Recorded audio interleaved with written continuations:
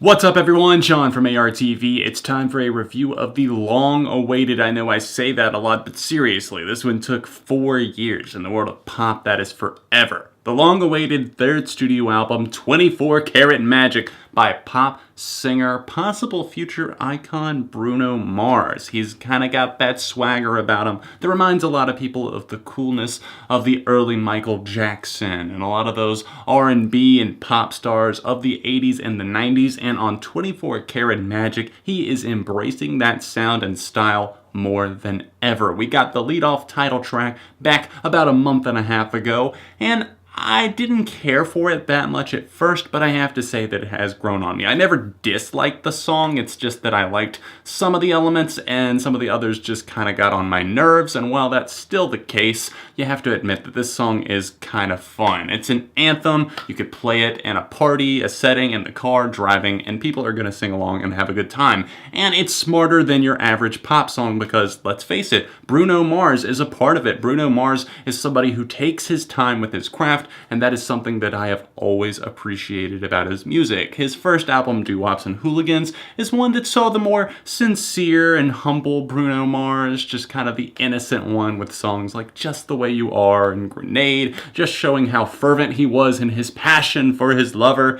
And then we got some different songs on his most recent album that came out in 2012. It's hard to believe it's been that long since Unorthodox Jukebox. I just reviewed it in 2016, just a few weeks ago, so if you would like to check out my thoughts on that, it's an album that I thoroughly, really enjoy. It's a link in the description down below, or you can stick around till the end of the video and there will be a card on screen so you can watch that. With 24 Karat Magic, I was excited. I like Bruno Mars, I like his personality, but I am let down somewhat by this album. Why, John? Why don't you like this album as much as some of his other releases? Well, a lot of it ties into the fact that he seems to be really caught up in this style, this flair, and this flavor of the 80s and the 90s R&B stylings, kind of like a new Jack Swing style with the music, and that was incorporated into a lot of 80s and 90s music, kind of at the turn of the decade there, late 80s, early 90s, and while that can be a cool element to really bring into your music, I just feel like it kind of takes over, and from there, we don't get an album that stands out, we get an album that worships a certain time period. No, I'm not saying that it strictly follows that and that there is nothing else, there's no modern age stuff on this. Obviously some of the lyrical content, he references things like Twitter,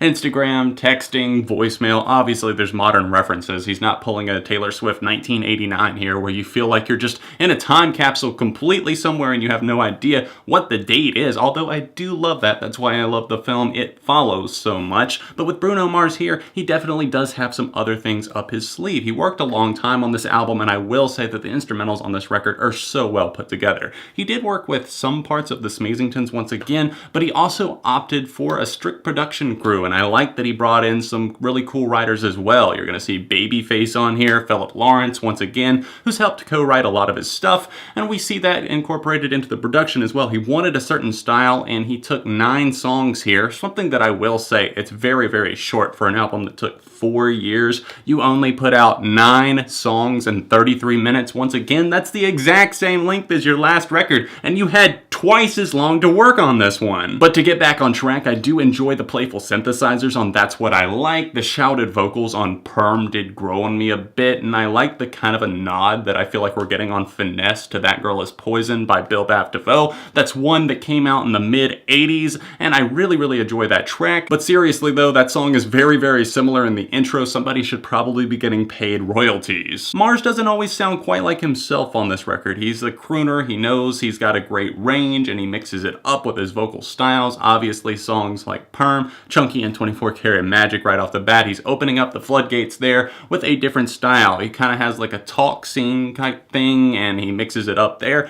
But as he starts to sing, as the album slows down in its pacing, once we get to track 4 and throughout the rest of the record, we get to songs like Straight Up and Down, and it's kind of a different vibe. I understand he's going for the whole smooth, silky R&B vibe there, and it works on certain songs, but on tracks like Straight Up and Down, I just feel like he's losing a bit of his identity and blending in with the contemporaries of that time period. A lot of the lyrical content on this album seems to deal with Bruno Mars being a bit more self-centered. He wants the attention on him, he wants the women to come to him, and whenever he sees people not paying attention to him or playing games, as he references several times, he's not too into that, and he wants you to know that, hey, I can get with other people, I can hook up with other people, I can do whatever I want to, and it just at this point makes me miss the old Bruno just a bit, because he's so cocky, he's so swagalicious, swagged out, whatever you want to call it these days, that he doesn't really seem to pay attention to the other details of a relationship. I mean, this is a man who's been in a relationship since Doo-Wops and Hooligans dropped. You'd think maybe he'd be getting a little bit more serious about things, but in fact, it's gone the opposite direction, and I find that a bit odd. Versace on the Floor is the nice ballad on this one. Kind of, once again, smooth, synth pop leaning stuff. I like that. It's got a really, really silky chorus,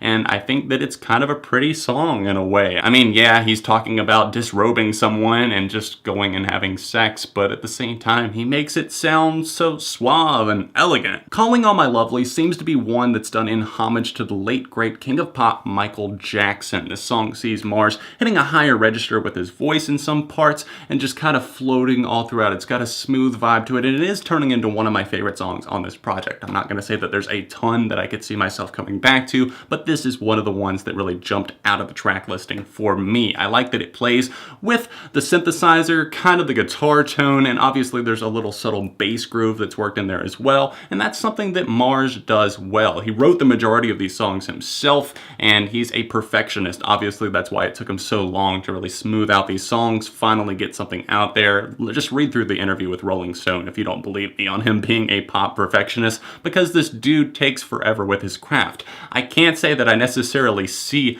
how it paid off, but I understand that he was listening to a lot of his influences, a lot of people that inspired him. I just can't say that it turned out as that enjoyable or that memorable of a project, especially for someone who is as big of a superstar as he is. Overall, for me, I give a partial recommendation to this album. I do think you should check it out, especially if you've been into Mars's stuff in the past. Me personally, I don't think that I'm going to be coming back to it a ton, but like I said, there's songs that I'm going to cherry pick off, and I probably will keep playing in the future. If you want to see favorites, least favorite tracks for me personally, you want to check out the album and see more information about it, it's all going to be linked in the description down below. I'm going to go with a 3, maybe even a light 3.5 for 24 Karat Magic by Bruno Mars. Thanks for watching my Bruno Mars review today. Don't forget to smash the like button and subscribe to the channel, because friends don't let friends go unsubscribed. You can find me on all of my social media plastered right here or in the description down below, or you can click right below me if you'd like to see another Bruno Mars review or a recent review that I have done right here on ARTV. Thanks so much for watching, and I will see you guys very soon.